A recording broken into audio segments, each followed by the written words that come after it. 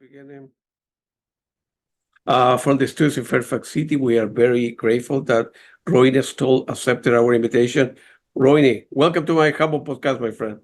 Oh, I'm welcome and you're welcome.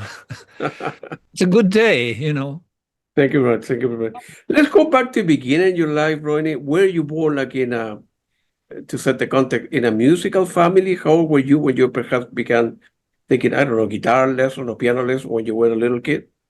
Um, well, I think everything started with listening actually, because Yeah. I got interested. Like my older brother, like some of my friends.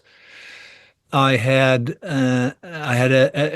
like a 4 year older friend in our house where we lived, and I was a kid.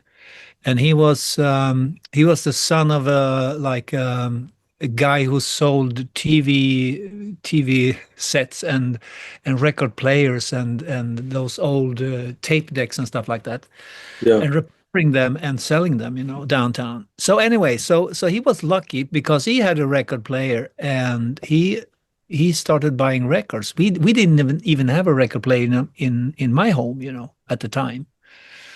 I would say I came from sort of I wouldn't say poor family, but we were certainly not rich. So we were very lucky to have our friends a couple of blocks up, and we went to him to hear the latest single, 45 single from the Beatles or the Monkees or whatever, the Hollies or the bands that were around at the time. And then I I started, well, I think we got a record player finally, and I started buying my own albums and also noticing that on the wall in our home there was a guitar hanging, like an acoustic guitar, and I still have it. I still have it. And it was my daddy's guitar, but I think it was given to my dad as a present at the wedding, when my mother married my father. She gave him a guitar because he had a friend that's kind of a well-known musician in town, that was his kind of one of his best friends. So she was thinking probably that, oh, if I give him a guitar, he will start playing guitar, and that'll be nice, you know. But he never ever started to learn the guitar, so it was just hanging on the wall. And I was looking at the guitar and sometimes took it down from the wall and started to find melodies and stuff like that. And then I was very lucky because when I was, I think, 12 or maybe 13, I think 12 actually, I had a friend at school, a new guy that came to our school, and he was very good at playing guitar, and he played classical music and stuff like that. So he showed me a few chords. And once I could learn the first few, whatever, five, six chords, I could start playing to songs and everything happens very fast. This you remember, this is like you're 12 or you're 13 and at school, and schoolwork is kind of boring, and playing the guitar is fun, and you see all these great bands, out there, and now we're nearing the end of the 60s, so we're talking about the Beatles going into the whatever, the Revolver, the White Album, the Sergeant Pepper, new bands like Vanilla Fudge coming up, Jimi Hendrix, Procol Harum, these bands that really got interested in the music. So and here I am with my daddy's old guitar and learning chords, and we decide to start a band, me and my friend, and we had a friend at school that was playing drums. So we started a trio, and we couldn't be two guitar players, so I started playing bass. He said, "Well, you can play the bass. You play one note at a time, when you play the bass." And so that's how I started. But starting with bass, playing together with others, that meant that I could learn the sort of the harmony side of making music, why the bass is important, to move the music in a certain position, or even like a rhythm, the pulse or the rhythm of the music is very important. The bass is very important. So it was good schooling for me, you know. And then eventually, after a couple of years, I returned to guitar and I bought my first electric guitar. And yeah, so it was, you know, when the world opened, you know, and you know the you were probably around in the beginning of the 70s also, so you can see Sure. all happening. It's just amazing, all the crazy stuff happening. And when King Crimson came with in the Court of the Crimson King, and the Wake of Poseidon and Lizard and all these great albums, and so I discovered them, and I discovered the Vanilla Fudge and Frank Zappa, and a little bit later, actually, discovering Genesis and Jess and Emerson, Lake and Palmer. So it was amazing time, and then of course all the fusion music, you know, with Chicory and the Weather Report and you know, Return to Forever Chicory and Herbie Hancock and you know, Well, all the- these fusion was just like a new world of music opening up. yeah, So got it. Yeah. so why wouldn't I go on playing music? School is boring, music is fun. Okay, Yeah. let's make music. So that's Yeah. how it started, basically. No pressure for your family about forget about music. You're not going to make any money. No, Go not to really, school. not really. I don't think my father took that much interest in the beginning, but later on, of course, he understood when I made the first album and making more albums and start touring, you know, and touring around the world. He did understand that I had succeeded with music, but Yeah. my mother was very, very supportive from day one, actually. I think she said something like, well, you can do music, but you probably you get some kind of education, you know. So I did school, and I did one first grade, we call it gymnasium here in Sweden, but that would be like high school, you know, first year of high school. And I dropped out because I couldn't concentrate on. I was playing with lots of band at the time, you know, and there was a black guy coming to town. You know, he came. He was like probably like a Vietnam, you know, trying to escape going to Vietnam. So he came to Sweden and met a girl here, and he played Hammond organ, and you know, and he was very kind and very talented man, you know, and he took our little band, you know, in, and we became his sort of backing band, you know. So it was just playing to a little bit older people, you know, and playing at dances and learning more about. And he showed some soul music that I wasn't really aware of, you know, just opening up the universe of music even more. Oh, wow, unbelievable, man! You have played with so many people. It's unbelievable, man. Oh, Man, I haven't even started, you know, thinking about all the people I played with and all the different styles. You have no idea, you know. yeah, I played salsa, I played folk music, I played everything. salsa too. Yeah, salsa. Come on. Yeah. Wow, wow. You know that I'm from South America, so of course I know this stuff. You know. Yeah. In 1974, you became the guitarist of Kaipa, a Yeah. professional rock band. You were 17 at the time. What memory do you have of that band? I bumped into a guy. There was like a music place here in town, and I was probably 17, something like that, and you have to be 18 to get in. But I sort of Yeah. faked my way into the into the venue because they were probably serving alcohol, and I wasn't interested in alcohol at the time, so I was just interested in going seeing all the great bands, you know, that played the venue. So I sort of faked my way in to get like a membership card, so I could go every Friday, every Saturday, or sometimes Wednesday and watch bands, all the Swedish bands that were coming up. And when I was there, one evening I bumped into a guy that I knew was playing drums with a band, one of the bands, you know, and he started talking with me, and he was actually the guy that became the drummer of Kaipa, you know. And he said, I just started playing with a couple of guys that play Hammond organ and bass, and I play drums with them, and we're a trio now. And he said, just casually, he said, "Well, we're looking for a guitar player," and he didn't talk much more about that, And I was thinking when I came home, I said, "Well, that band is looking for a guitar player. I should probably call him up."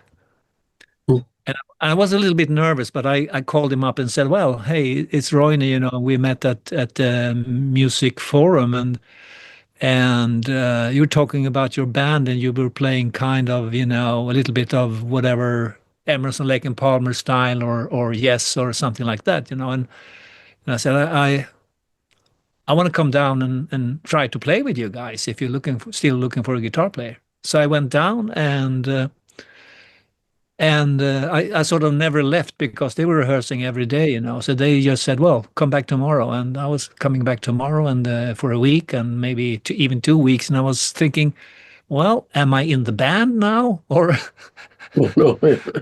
we're just, I'm just coming down, for no reason. But, well, they say, "Of course you're in the band." Well, you should know, you're in the band. Yeah. And they were making demos and they were aiming to record an album, which was kind of that was a big leap for me, to be able to play with a band that would record an album, their own album, And we were lucky because we made some demos we sent around and we got a deal with Decca Records actually. Before not too long, which is kind of I just remember the Rolling Stones albums and seeing the Decca label. I was thinking, wow, I'm signed to the same label as the Rolling Stones. That's amazing. Absolutely. Yeah. Yeah. So and so that's how everything kicked off. And in Sweden, it was a movement at the time with lots of smaller places you could play, sometimes go into more concert halls, but mostly small clubs you could play, And we played a lot. I remember some years we played probably like 150 shows a year, Wow. Yeah. Wow. Unbelievable. Yeah. That's kind of Bob Dylan style or whatever. You just go out and play and play and play and play and play, and we bought this big bus, and even where you could put beds in the bus, so you can go to the next town and you played, and you have to skip the hotel costs and. So Yeah. that's how we could survive, and by playing all these shows, you realize you get better at not getting nervous, playing the songs right, getting better at dynamics, learning what kind of songs work well live, and etc. etc. So Yes. Kaipa definitely something I'm very, very grateful I got a chance to do, in the, being whatever, 17 or 18 years old. That was amazing times, Yeah. And Were you making enough money kind of to survive, to live on your own, to rent? At the time, I actually lived the first year. I think I lived still with my parents, and I had to Yeah. pay a little bit, to. they were very eager to make me understand that, to make a living, if you want to move out and you're gonna have your own apartment and pay the rent and buy your groceries. Sure. So they said, well, you should pay a little bit at home, Is that okay? And I said, of course, that's okay, So I paid a little bit at home to, have the service I've had for whatever, 17 years already, But that's fine. That's all forgiven. But so I did for about a year, and then I met a girl, which is actually the girl I'm still living with. Right. That's Yeah, good, yeah. So I can be a very faithful person actually if people treat me right, and she did obviously. So I moved in with her, around 76, maybe 77, something like that, You still together. That's a beautiful thing, man. Yeah. That's a beautiful. And then, of course, in 1979, after 5 years, you end up leaving Kaipa to form your own group called Fantasia, and you made 2 albums at the time. What was the main motivation of leaving Kaipa and going on your own? Well, it just wasn't much fun anymore, I have to say. And as sometimes, you you're touring a lot, and you're sort of, after a while, you realize that parts of the band is more interested in partying than playing music, and I wasn't much interested in that. So I don't know, it was just, and sometimes also it can be because I was starting to write songs. I think the way I was very productive, writing songs. So from being just a guy who played guitar and had maybe one songs on the album, I was the main guy in the band and writing most of the songs, which I think didn't go well with the guy that used to be the main writer, the keyboard player. So and I understand, it felt like I was sort of taking over the band, and it created a bad feeling, and no big arguments, but it's just like a feeling that maybe I should start my own band instead and find a couple of musicians that I think I can agree with, and have fun with, that kind of thing. So you formed your own band and develop a couple of records there. Now, it was a way to play your own music and grow up in the world. It was difficult in the sense that kind of leaving everything and start it over again, and then find musicians that will agree with you and tour again and make some albums. So you were early 20s, so you need to make a lot of decisions at the time. Yeah, right? at the time, when I left Kaipa, I was probably 22, I think. 21, yeah, 22. Yeah, and at the time I felt very grown up, but looking back now, I'm looking at kids now that are 22, and they're really kids in my view right now, the way I'm looking at it now. So I was probably not prepared to start a thing and keep everything together. So that's why the Fantasia thing lasted for a couple of years, just a couple of years. And then I went into very much sound production, mixing bands live, mixing bands on record, recording other people. So I drifted into more like the production side of things, which I found interesting at the time, and it made some good money, and I had also the chance to work with a little bit later, but work with some of Sweden's, biggest or most popular artists at the time, which I'm also grateful now, people I got to know. And so I did that. But I think every now and then, I was playing sometimes in a cover band or in a blues band, or someone asked me to do a short tour or something like that. But I would say for almost 10 years, it was sort of on off, mostly sound work, production and studio work. And also, of course, playing guitar on other people's records. I've stopped counting, but I think there was a time when I was well over 200, maybe 250 recordings or albums or singles and stuff I've done, with other people. Some of them very obscure, very not very well known, but it's just amazing how much I did, and most of that during those years, But at the end of that, it just felt like I was, well, let's put it this way, music where I live in Sweden and probably in the world was more about having short singles, that could be played on whatever MTV, or you should have a hit record or a hit song, or you should dress in a certain way, or you should have a certain image or stuff like that, which I didn't understand fully, to be honest. So I was thinking, well, back in the day, we had artists like whatever, Frank Zappa and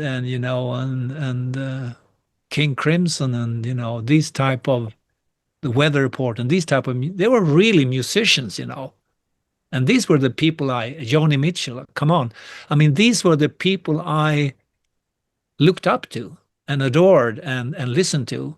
I wasn't listening really to pop music. Not that I'm against pop music. I certainly love some of ABBA stuff, and a good Elton John song is always a good song, Billy Joel, whatever. That's not a problem. But for me, it's not like the type of music I want to write or play or be part of. I mean, on a stage. So I had this moment when I was thinking, what am I doing? I'm just doing other people's work, and I make money, but if I want to be happy, and this is also the time when I think we had our first child, Sebastian, that is now grown up, like 35 years old. He was here actually just an hour ago, and you start thinking about life and what do you want to do with your life, and I felt very strongly that I want to make music that I feel is important, and music that has some rewards for me also. Not just on the bank account, if you know what I mean. The bank account, it's got to be there, the money's got to be there, but the spiritual or whatever, for my soul, I got to have some kind of reward, in the end. Because I don't want to get very, very old and lying on my deathbed, and thinking, okay, I made a lot. I made this shitload of money. I must have a really good life. That's not what I'm looking for. I know. Yeah. I played all these concerts. I traveled the world. I met all these beautiful people. I made these songs, and I can still listen to them. I can hear the songs, and I can be proud of the music. And I think, now looking back, because I was lucky, because Inside Out or Sony, they asked me about 2 years ago to re-release a lot of the Flower Kings music on vinyl, because vinyls, is becoming the thing again. Yeah. So they asked me to re-release it, and I said, well, we can do that, but I want to look it over, and I want to see if I can remix some stuff, because I have much better equipment now, and I think some of the songs can definitely be mixed in a better way, and presented in a better way. And they said, okay, you can do that. So that's what we did over, well, at least one and a half year, I think. I spent not every day, but most of the free time I had, I spent to make sort of better the catalog of the Flower Kings, to make sure that once I'm gone, it's going to be this catalog of great sounding recordings and presented in the best possible way, as is. Yeah, and looking at it, it just felt like I can safely say that I'm really proud of what I made with the Flower Kings, and also putting a bit of spotlight on all the people that's been working with the band, over the years, like Thomas Bodin and Jonas Reingold and Jaime Salazar, who used to be from South America. Jaime is from South America. Great drummer, and they really helped me to realize my vision, in the beginning, and so it's amazing that we're still here doing it and having fun. Yeah. And yeah.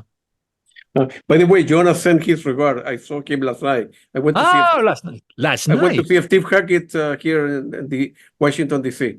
when I left. Oh, you did.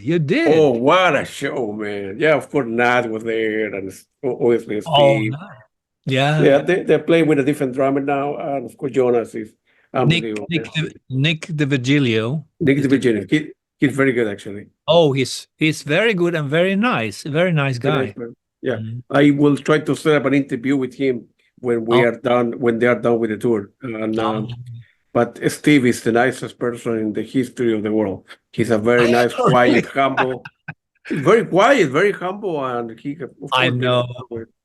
Both people, as opposed to other people that Yeah, both him and Joe, his wife, they're super nice. And Yeah. I mean, I really enjoy. Sometimes people ask me, "Why did you quit Steve Hackett? Was there any problem?" I said, no, there wasn't a problem at all.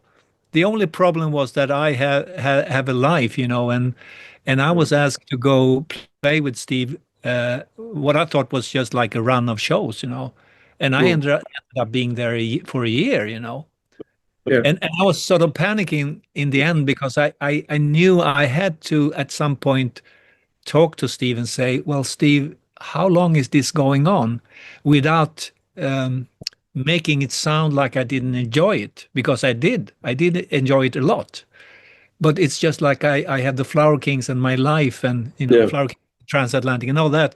And Mm. I had to put everything at the side, and I couldn't do that for year after year, you Sure. know. Yeah, But it's in, tough in, to. in my mind, so to be misunderstood or people thinking that, you know, I didn't like it, or even worse, that I got sacked from the band or something like that because he was so drunk or he was playing the wrong notes or something like that.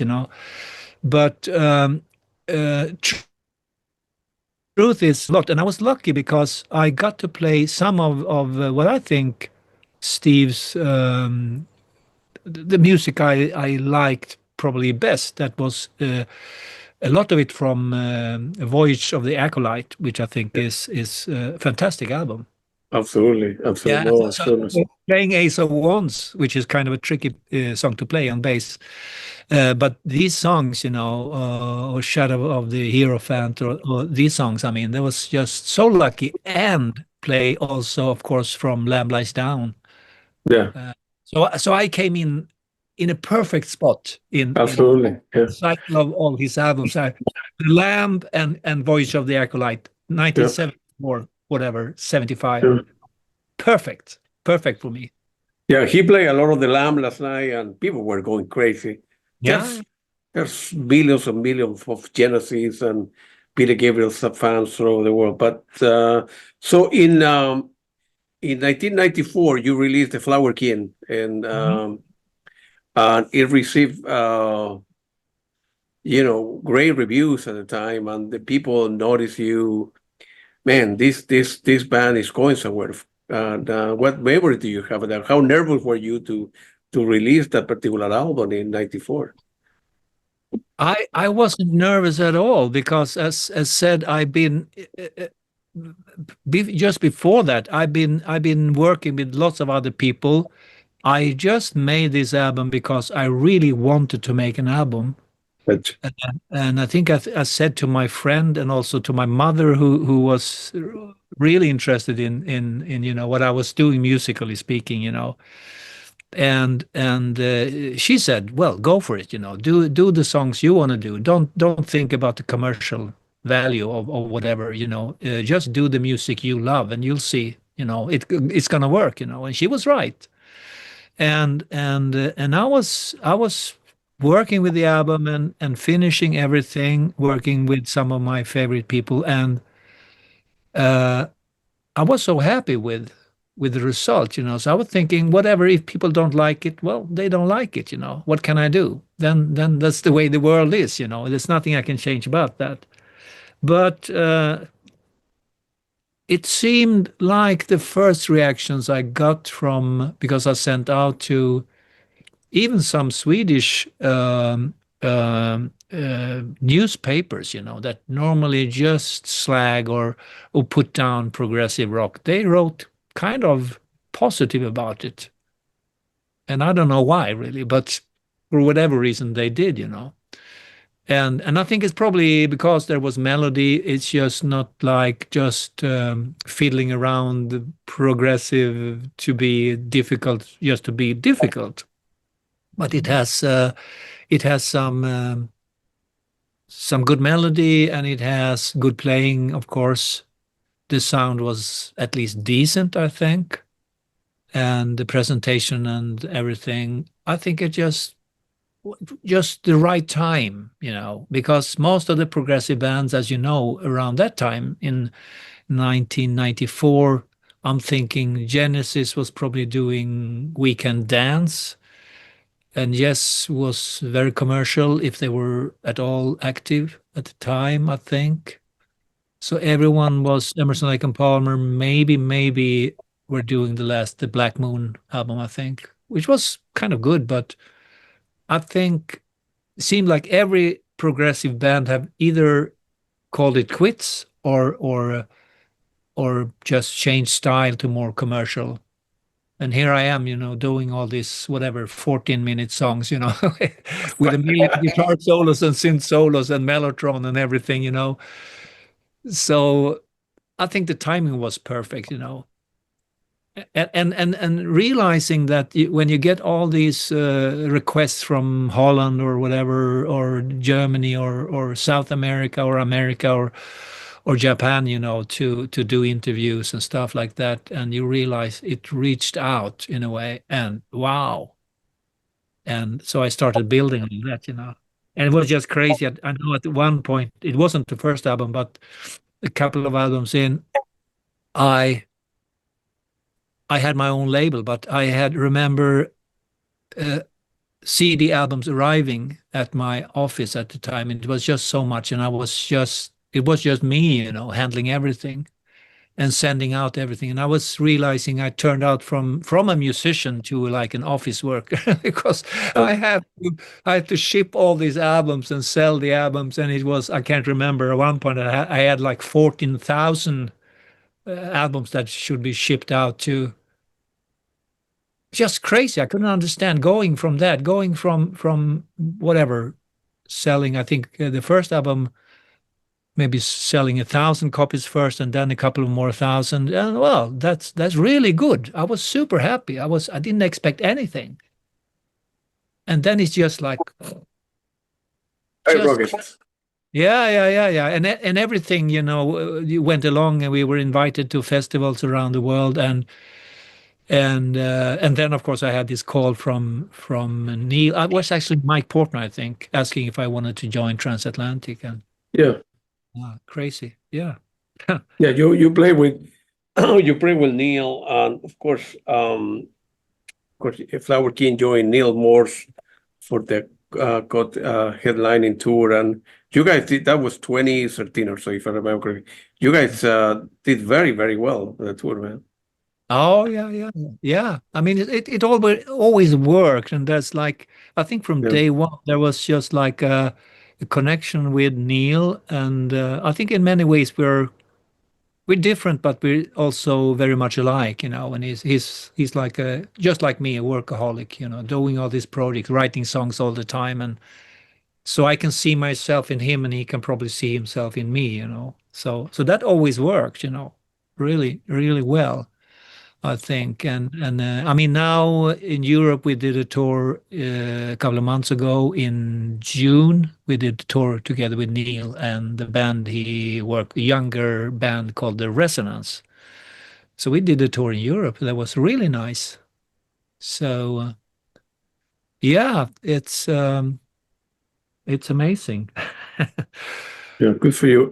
Another album that I want to mention in 1998, which is very good. You released your second solo album, Hydrophonia, I think it's called. Oh yeah. Yeah, that's very, very good stuff, man. You're a very talented guy, man. Yeah, when I put in a little bit of effort, I can do stuff. Now, but actually, Hydrophonia was something I did. Was a funny album because we were already busy with the Flower Kings, and we had come into the route of the touring and recording and writing, and at one point I think it could have been like the keyboard player at the time. He worked for the theater in Sweden also, and so he had a bit of work, maybe a month or 2 months or something like that he was touring with the theater, writing music, playing music. And I had I had time off, and I was thinking, well, I had all these little song ideas, that I put together, and I can make an album, just try to release it and see what happens. And so I recorded the album the drums is recorded in a studio, but all my guitar is recording in my office at that time because I had this little amp from the company called Tech 21, I think, an American company, and you could actually use that little amp and play at very low volume. So I could have in my office, I could record all my guitars, Oh wow. Yeah. which was nice. And I of course I played keyboard for a long time, so a lot of the keyboards or most of the keyboards I think is actually me playing. And so it was a very easy and very fast album to make, but it's just like a number of ideas that could have maybe ended up on the Flower Kings album, but maybe not, you know. So and I just released it to see if well people liked it, and obviously they did. Or at least you liked it. Oh man, yeah, I like a lot of stuff you have done. Now, honestly, actually, they actually Yeah. did it on vinyl. A Dutch company did it on vinyl a couple of months ago, I think. Yeah. This summer. Yeah, correct. Yeah. What member you have played with recently with John Anderson? Yeah. That's another race level altogether. I mean, you Yeah. what memories you have working with him and I would say only good memories. I don't know what other people think or what they have, what kind of experience they have. You know, there's always people always have opinions about musicians. You know, probably people have some bad experience with me. I have no idea, but I have to say that that was.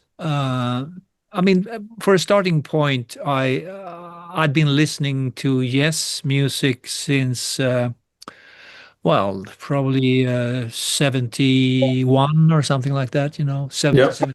Yeah.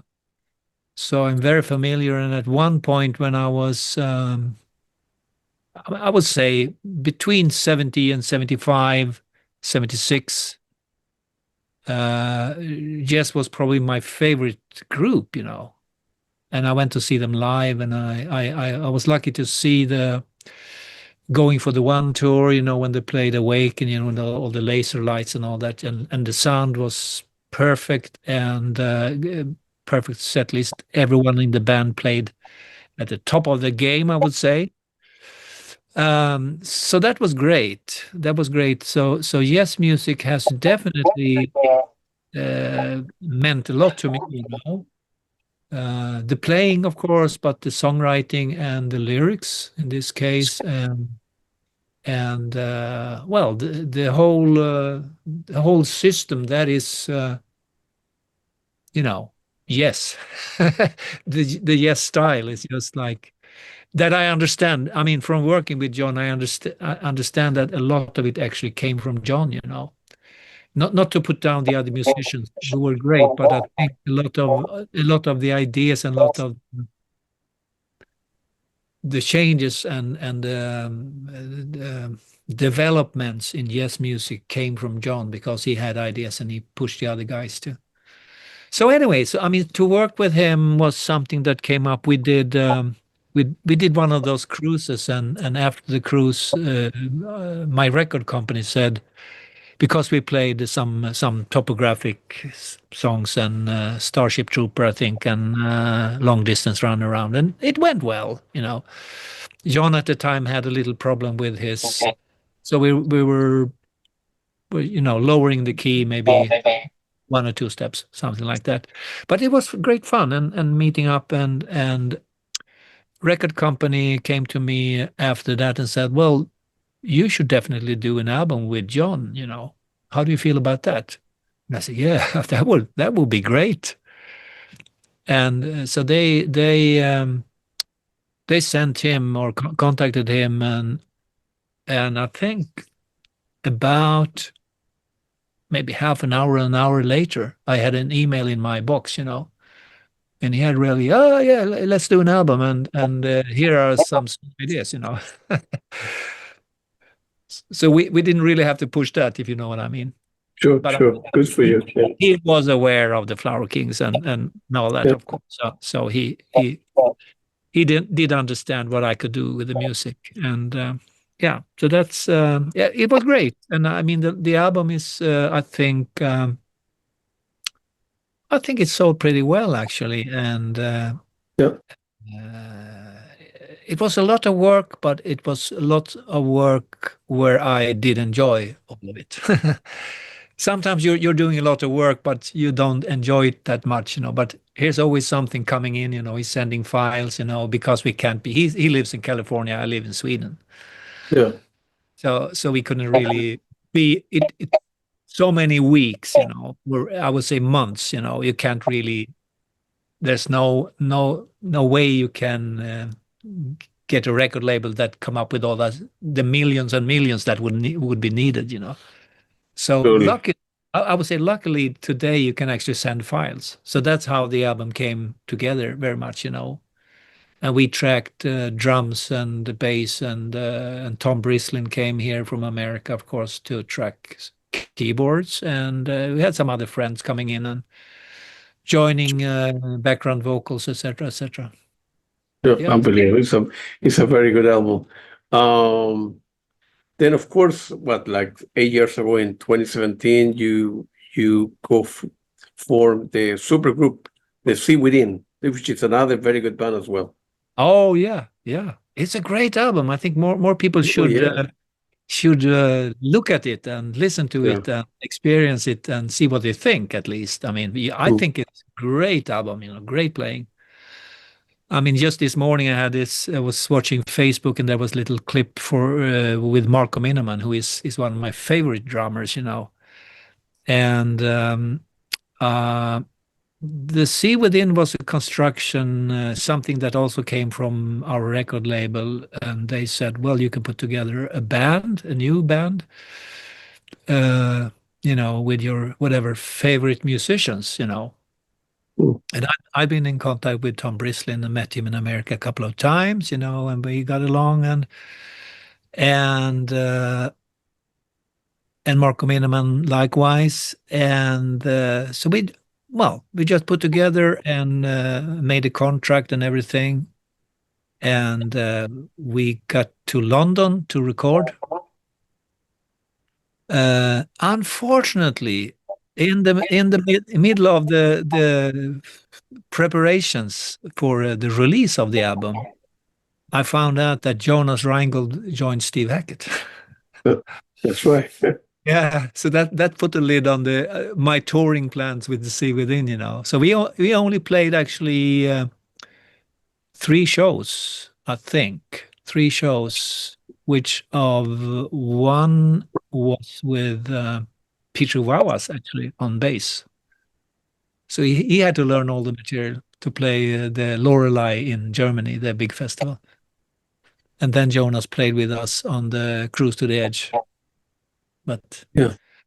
after that, nothing, unfortunately. I think it's a really good band, really good band. But, if you're the only one that really want to push it forward, I don't know, maybe Mark, but I can't really, you can't really force people to get excited about something if the will isn't there, and Sure, sure. You have played with so many bands, the best of the best all over Mhm. the world. Do you one day, sometime you wake up and say, man, what my life? It's Oh, every day. Every day. No, but not every day, but I have to say there's a lot of gratitude. And I mean, this isn't only about the situation or gratitude towards whatever people like Steve Hackett or John Anderson, because they're famous people, It's more like also gratitude towards the musicians that I played with in the beginning, my friends at school and my first band, professional band Kaipa, and the record label people, the guy who signed us is actually still living in London. He moved to London, and the guy who mixed it also lives in England now. But everyone getting older, but I feel a lot of gratitude towards these people that helped me along the way and believed in me, and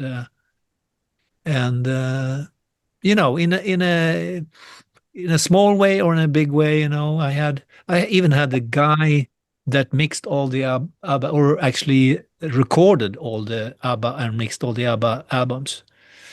That was a fan of my music, and that meant a lot for me to come to this big studio, ABBA's big studio, and play my tapes, and he was just giving the thumbs up all the time, but that doesn't mean that you get a record deal. But Yeah, he tried, he really tried, in his way. But to have people that sort of are professional, that's in the game, that you look up to maybe, and they take you in, or they give you thumbs up, or they help you, that means a lot, because you can't do it yourself.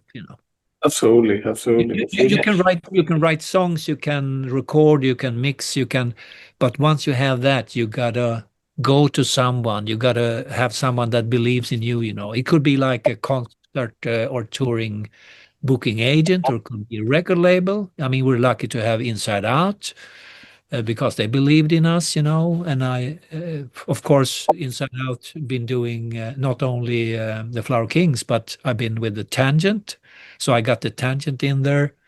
Kaipa also signed with Inside Out, and The Sea Within, of course, the John Anderson album. So a lot of the music I've been doing the last 20 years, I've sort of managed to get into Inside Out because they believed in me or the bands or the music that we presented. So I'm thinking with gratitude to all these people, that are Absolutely. sort of their faces aren't known, but they're in the back, and helping and pushing forward and helping us. I think more musicians should give credit, to those who should be given credit. Sometimes That's- musicians are too much about themselves. It's me, it's me. I'm so talented. I'm here because I'm so talented. Yes, you are.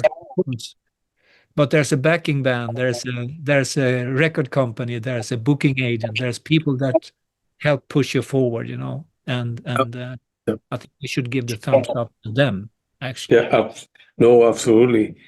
So you are very prolific, man, with everything you have done. And where the ideas come from for you to, go to a studio tomorrow morning, or waking up at 4 o'clock, you were watching TV and you saw a commercial and hear, man, I hear like a riff on my guitar there, and then you develop it. It's a combination. I imagine that hard work, obviously, writing stuff down, be receptive, right? With your ears like that all the time, when you go into your wife, the supermarket, you hear something, or you write it down on the phone, and then you develop, and then a natural gift that you were born with to devise. I guess it must be a gift. I have tried to understand what it is, because I'm right where I'm sitting now. I have this piano keyboard. This piano keyboard, I can have different sounds, but I can have just a piano sound. And when I sit down, I think more by the piano than the guitar, actually, even though I Gotcha. play. Because I think the piano as an instrument, you can have the chords, you can have the melody, you have the bass notes. So it's a good composing tool for me, at least. Hmm. But I think when I fiddle around a little bit and play a few chords, and sometimes a melody comes up, but I really can't tell where it's coming from. It happens now and then, that something comes out of the blue. I probably told in other interviews. The last album we did, there was a song called, I think it's called "How Can You Leave Me Now?" One of the singles they released. That song came about when I was out. It was summertime. I was just on my bicycle to get out from the studio, to get out in the sun for an hour or two, just going you know, along the road, and this melody comes up uh, to the song "How Can You Leave Me Now," and I have to stop my bicycle, standing there and grabbing my phone and singing to the. Luckily, you have this little pocket memory in the iPhone, and I can That's sing right. it. Perfect, perfect. So that's something that happens occasionally. But as a rule, I would say it's hard work, or it's fun work. I sit down with the piano and I enjoy the piano sound. I heard the piano sound a million times, but I still enjoy the sound of the piano, just like the guitar. You tag on Yeah. the guitar or plug it in and crank some distortion, whatever. Start playing a few licks, and you just like the sound, and that sort of draw you into the world of music, and ideas start coming up. What if I play this chord, if I play that little melody, and then you start hearing a rhythm in your back. Oh yeah, that's the thing. So that's all I can say. Exactly where it's coming from, I have no idea. You have to examine my brain. Yeah. Or my brain is just a receiver from something The else. receivers, right? That's right. From music already made 3 million years ago. Frankly, I don't know, but I'm very grateful. It's just like amazing that, because when you write your first song, which I probably wrote, can be oh, well, maybe when I was 14 or something like that. You write your first song, and then you think, oh, that's amazing. I've written a song, probably like a little riff. Oh, I written my own song. I don't have to play other people's music only. I can play my song too. And then you write 5 songs, and then you realize I can actually write songs, maybe together with other people, but there's a way you can come up with something from your own mind. And I think it just goes to a point where you realize, okay, I remember I was very proud when I heard my first composition on the first Kaipa album. There was a long song, probably 12 minutes long song that finished the album. I was super proud about that one, and another short song, because I managed to write 2 songs that ended up on a real record. And then the second album I had more songs, and then on the third album I had most of the songs, and then it just goes on. And after you made so many albums, you realize you can write music, and then it just becomes natural, and people know that you can write songs. So I think, and in the context of, let's say, Transatlantic, it wasn't really that they were looking for a guitar player, because there's lots of guitar players out there, but they were looking for a guy that can write progressive rock songs in this new era of whatever, at the time, 1999. So they were looking for someone that can write and contribute to the writing, and also who could play guitar and had a nice sound and could sing a little bit. But I think the composing part is very important. And I mean the same thing with the album I made with John Anderson. It's not like I'm not there to be a guitar player only. I'm there to be a composer together with John, to sort of take different ideas and put them together, and that makes the music different than mine only or his only. Totally. No, you have the gift, man. You were born with that. You guys, the Flower King recently released their 17th album, Love. That's a very good album as well, man. Of course. Yeah. Yeah. Of course. Yeah. Yeah, it's a good album.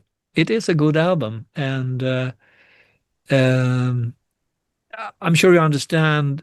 Um, making so much music and making so many albums, sometimes people say, well, what about your latest album? Is it the best ever? And then I maybe hesitate and say, well, I don't know yet. I'll tell you in 10 years. That's right. Yeah. Yeah, Yeah. because you can look back, and when I look back, I can say safely that Stardust VR is a really good album. But all of the Flower Kings albums are good, but they're not as good as Stardust VR because that's very, very special album. Um, and I can't tell really about Love, but I think it's probably one album that will stand out among the 5 best Flower Kings albums ever. Yeah. Good And for yeah, you. but I would say both the composition, the playing, but very much the production also, because the production is closer to what I hear in my mind, more like a dynamic sound, not full on. There's so much music now that's super loud. It's super compressed, and it's really in your face all the time. It's lots of riffing, 2 guitars riffing, and the drums all very compact and thundering all the time. But this album is actually the complete opposite, which was a bit of a concern for 2 members in the band. Both Hasse Fröberg and my brother Michael were a little bit worried that the album was too soft. And I said, wait and see. Maybe you're right, but maybe you're wrong. And I haven't seen. I'm sure there are people out there thinking it's way too soft, but looking from the reviews, I can see definitely that this album was taken in a more positive way than a couple of albums earlier. So I think the Flower Kings also. Then I think the other thing is that so many bands out there riffing the hell out of it. Now it's like everyone want to be in your face with this really crunchy, powerful sound, and the singers are singing and yelling, and the drums are playing hard, and the guitars are riffing and playing fast and everything. It's already there. Why would we do the same thing or even try to do the same thing? Because we can do melody, we can do structures, we can do orchestral thing, and can do. So if you're good at something, stay with that and do it and enjoy. If you enjoy what you're doing, don't worry about other people not liking it. Because I think a lot of music, I think many artists, the Beatles included, but David Bowie or Frank Zappa, or these people, they don't worry much about what other people were thinking, Yeah, or absolutely. yes, when they were going along, with all the craziness. I don't think they worried much about what other people think. They did what was grand. And Absolutely. we're looking back now and think, yes, it was grand. You did the right thing, or King Crimson, when they did the first couple of albums, it was just never seen before. Never seen before. And if they would look at whatever was on the top of the charts, the top 20, what was that was the Carpenters or something like that. Nothing wrong with the Carpenters, they're fine, but if Tom Jones is number one, it doesn't mean that you need to write something who sound like Tom Jones. That's right. That's Or right. the Yeah. Bay Rollers or something like that. I don't know what you had in your country, but different times, very commercial music, or everyone does the same thing, and I always wanted my bands, the Flower Kings in particular, but also with Transatlantic, I want my bands to do something different than other people, Absolutely. because then they can recognize you. That's the band that does this, and I love the band because, or I don't like them because they're a little bit too blah blah blah, whatever. But at least you have a distinct style. You hear 4 minutes of Emerson, Lake and Palmer, or you can even hear like 5 seconds of Emerson, Lake and Palmer. You can tell instantly this is Emerson, Lake and Palmer, because of the drumming, because of the organ sound, because of Greg Lake's voice. Absolutely. Yeah, absolutely. Any possibility of coming, doing a tour next year here in the United States? Sorry? Any possibility of coming to United States next year Oh, for com- like a we, touring or? we would love to tour because we haven't toured America. We have toured Europe a lot, I know, and yeah, we've been back to Japan a couple of times. And we've been to even to Canada, and we've been to South America, but we haven't toured America in at least 10 years, maybe yeah, 15. It's 15 terrible. years or so, yeah. Yeah, that's terrible. We really love to come to America, but it's become a little bit different, and now it's very unstable because of well, the guy in charge. I shouldn't mention his name, but because you never know. Things can be really, really tricky. I mean, suddenly you have like because going to America now with the work permit and the visas and all It's, that, it's very very expensive. super expensive. And what if you get all the paperwork, you pay the money, you go there, and then for some reason someone found something in the lyrics that they found that, oh, you're from a communist country, or you're not lucky. They can find something. I don't know exactly what, but they found something that they think that, oh, well, you're not American enough to come here and play to the beautiful American people. Yeah, And I think yeah, it's just insane because, I mean, if the American people want to hear the band or want to hear a certain band or the music, sure. I think it's the right, the people's right to hear or Uh, listen to whatever records they want or hear whatever concerts they want. But it's more like uncertainty. Probably it would be fun, but I'm not sure I want to risk that kind of money, if you know what I mean. Absolutely. No, absolutely. I've been here in the Washington, D.C. area that I live, and Mhm. it's people really love music, and the income per capita is much higher. That's other part of the country, and they really love good music. I mean, between Maryland, which is half an hour from here, I live in Virginia, which is 20 minutes from Washington, D.C. There are Yeah, hundreds of venues here. I mean, yeah, every band I told you before, right? Every band come this way. I mean, literally every band. yeah, That yeah. from the big name to the smaller, there's something in between, the middle, the prog, the jazz, the rock. So I'm able to see 50, 60 shows a year because Oh, all of them come here. So that people really love music here. It's I very, know, I know, and it's fantastic. And I have yeah. to say that I really enjoyed. I think the last touring I did in America was probably with Transatlantic, and before that with Steve Hackett, of course. But with Flower Kings, I haven't Yeah. been there for a long time. And I enjoyed the concert venues and clubs and the audiences. Everything is perfect. Yeah. You need It's to just work out. Yeah. Yeah, it's just like we need to work it out or find a safe way to get there and Yeah. and make it work. And, yeah. I'm a good promoter and so on and so forth. Yeah. And Yeah. our mutual friend Andres Valle from Buenos Aires told me if you come back here, he will catch a flight. He will arrive here. Oh, So he will catch a flight. yeah, Yeah. and see you guys here. At the moment, it looks more likely that we get back to Argentina, actually. To go, it's easier for you guys to go Buenos Aires Yeah, than yeah, coming yeah, to yeah, Washington. yeah. Crazy, Yeah, but true, yeah. true. He really loved your music, and Oh, yeah, yeah. He's such a sweet guy. He actually came to Europe for one tour we did. I can't remember. Maybe not Flower Kings. It could have been Agents of Mercy.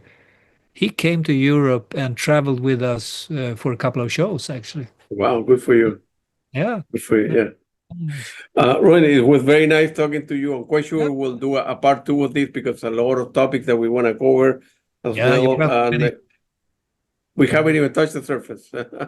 No, no, no, no. And there's things happening all the time, really. Actually, Yeah. just before we started talking, I'm actually working on. There's music, probably for a full album, John Anderson album. So Really? yeah, this morning, yeah, sure. I was just working with I wouldn't call them demos, but it's sort of the pre-production stuff, and then of course there's got to be like this one has drums, and this song has drums tracked by the guy who played with Jethro Tull, Don Perry.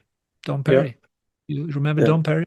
Of course, I know. That's a very good band. Yeah, so he played on this track, and but no bass player yet. But and we're probably adding a bit of vocal choir work from other people too. But yeah, it's a kind of a massive thing.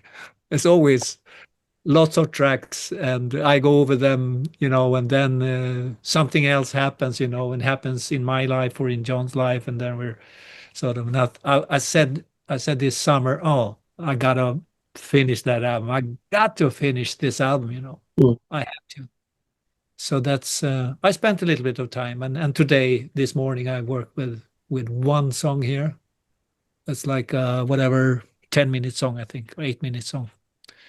Very cool stuff. Yeah.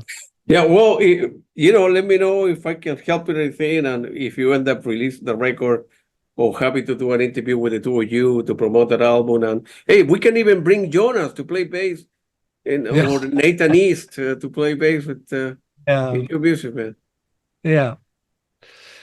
It was very nice talking to you. Good luck to you. And I will send you an email that we will coordinate a follow-up interview with a lot of stuff that we need to talk, and hope to see you live.